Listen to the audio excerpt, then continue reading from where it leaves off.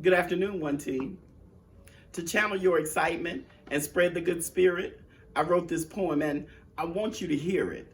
I hope you gathered around with your mugs full of cheer to settle yourself down because this is the tale of the year. One of Earth's mightiest heroes, a food avenger, was he. Matt Habash stood looking from his window, both pleased and disturbed by what he could see. One team was putting in work alongside Ohio National Guard, doing an amazing job with the pandemic and increased food demand. For months, they had been working very hard. Concerned for their health and well-being, he didn't know how much more they could take. They needed time for self-care. It was the Christmas holiday. His team needed a break. He pondered a random thought as he saw people lining up for food. What is the real deal with this Santa Claus dude? Delivering presents worldwide, yes, it's an incredible feat, but when people are barely making it, they can't even eat. His mind was spinning, ideas, solutions galore. We've got to stretch, he thought. We've got to do more. He paced back and forth. He was all in his head. He had to work himself out of a job and get the whole world fed. It's Christmas, he thought. There's incredible need, but all year round, there are people to feed. Then suddenly it hit him, like eggnog and rum. Bring his executive leaders to the table and the answer would come. Since they couldn't meet face to face, he called them together in a virtual workspace. As dreams of erasing hunger danced in his head, he spoke from his heart. And here's what Matt said.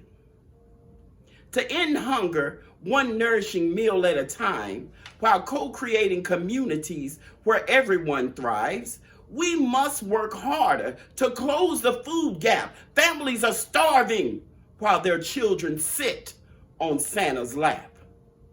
He inspired the team's passion as he stated his desires. He fueled their hunger to feed the hungry. They had a new fire. Rob Camp was amped. He had something to say. He raised his hand. Why not just hire Santa Claus with his magical sleigh? Nick's eyes grew bigger at the thought, the idea. In excitement, he interrupted. I can see it so clear.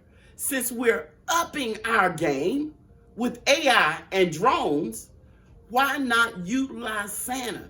He's in and out of all of our zones. Hold up. Wait a minute, Katie said, with squinted eyes and her hand on her head.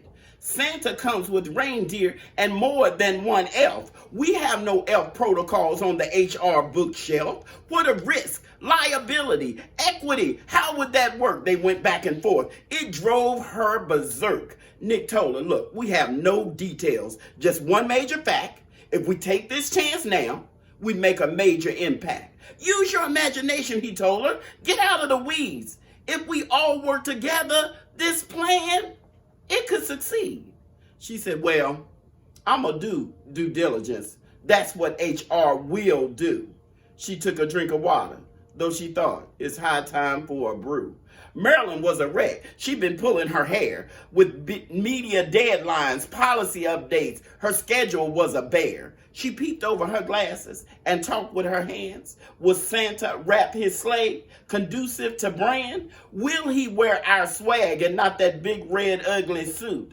Matt said, Marilyn, we can't hear you. You still on mute.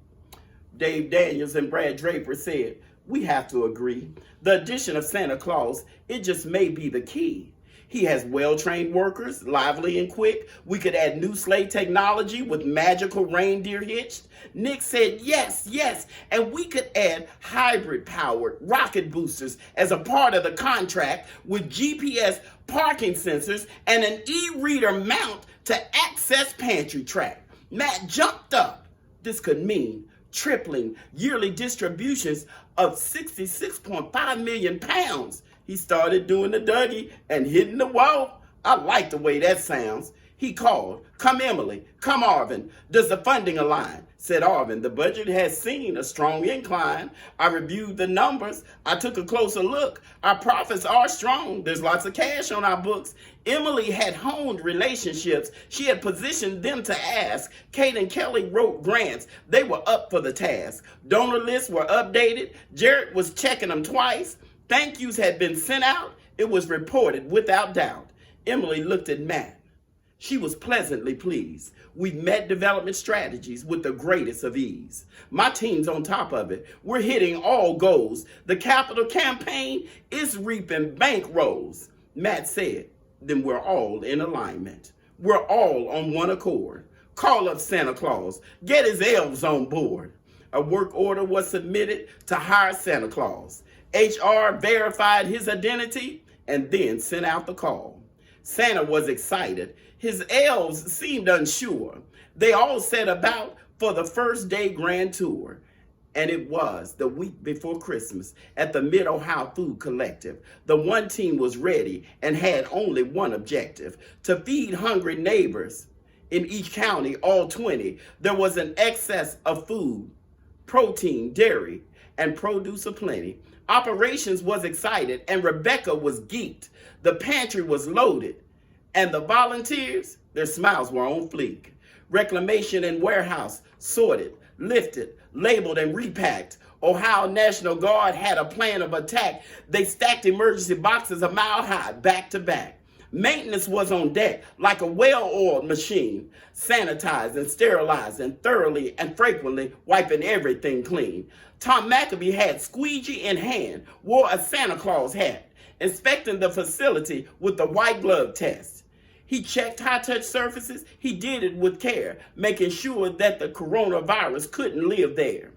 Forklifts and front loaders were cutting no slack. They were moving and loading like they were running on tracks. Transportation was serviced, gassed up, ready to move, to distribute to partners truckloads, pallets, and full sacks of food. The drivers all whistled, knowing their work would ensure that communities were fed, no longer food insecure.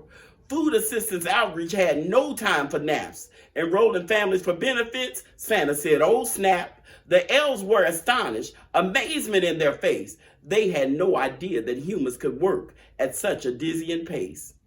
When they arrived to tour the kitchen, they were taken by surprise. You see, the only foods they'd ever seen was cookies, candy, cakes, and pies. Seeing all these meats, vegetables, breads was an unusual display prepared by the kitchen team led by Shawana and Jay. They also got to witness the weekly community dinner feast. The head elf gave props to Nicole. Southside Roots is a beast. Santa looked at Matt and asked, "How many meals daily do you feed?" Matt said, "We're averaging 2,500 a day, but it all depends on need." They were equally taken aback by Mid-Ohio Pharmacy's partner physicians that provide nutritious food to patients by writing them prescriptions. To top it off and blow their minds, they had one more place to go: to see Mid-Ohio Farm, another Foodbank asset managed by Farmer Bo.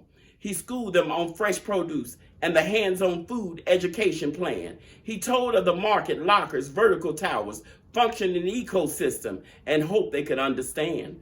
They were all impressed to learn of Mid-Ohio's roles and goals and realized then the food bank's work exceeds that of the North Pole. All of a sudden, from the parking lot, there arose a loud, noisy clatter.